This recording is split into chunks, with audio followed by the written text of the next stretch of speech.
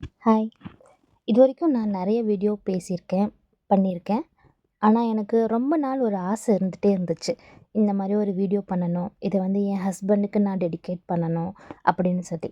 அவங்கள ப்ரவுட் பண்ணணும். அவங்கள பத்தின என்னோட மனசுல என்ன எண்ணம் இருக்கு அப்படின்றத அவங்ககிட்ட சொல்லணும்னு எனக்கு ஒரு ஆசை இருந்துச்சு.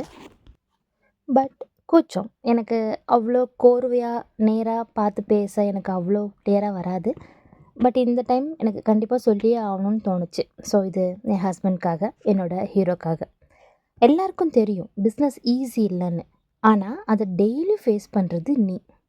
சக்சஸ் வந்தாலும் சைலண்ட்டா இருப்ப. ப்ராப்ளம் வந்தாலும் ஸ்ட்ராங்கா இருப்ப.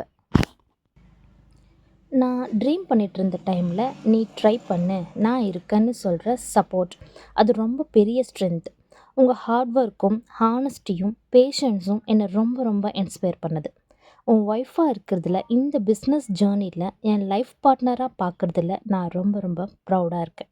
இது சக்ஸஸ் ஸ்டோரி இல்ல. இது எஃபர்ட், ஃபெய்த் அண்ட் லவ்வோட ஜேர்னி. எல்லாரும் ரிசல்ட்டை மட்டும் பார்க்குற இந்த உலகத்தில் நான் பார்க்குறது உங்களோட ஸ்ட்ரகிள். யாரும் பார்க்காத நைட்ஸ், எல்லாரும் புரிஞ்சிக்காத ப்ரெஷர், சொல்லாமல் தாங்கின வலிகள் எல்லாத்தையும் நான் பார்த்துருக்கேன். நீ தள்ளாடும் போது கூட என் கையை விடாமல் நிற்கிற ஒருத்தன் நீ.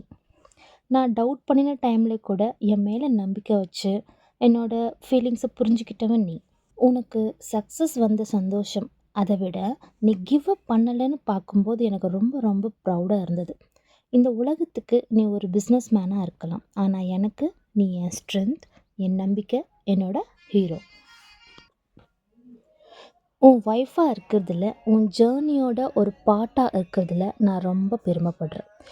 இதை லவ்வுங்கிறத விட லைஃப் ஃபுல்லாக இருக்கிற நம்பிக்கைன்னு சொல்லலாம். நான் மட்டும் இல்லை, நம்ம பாப்பாங்களுக்கும் நீ நல்ல அப்பா. அப்பாவாக இருக்கிறது மட்டும் இல்லை, அவங்கள லைஃப் ஃபுல்லாக சேஃபாக ஃபீல் பண்ண வைக்கிற ஒருத்தர் நீ. அதை பார்க்கும்போது உன்னை ஹஸ்பண்டாக பார்க்குறத விட அப்பாவாக பார்க்குறது ரொம்ப ரொம்ப பெருமையாக இருக்குது. So finally we are entering to 2026 with love and affection.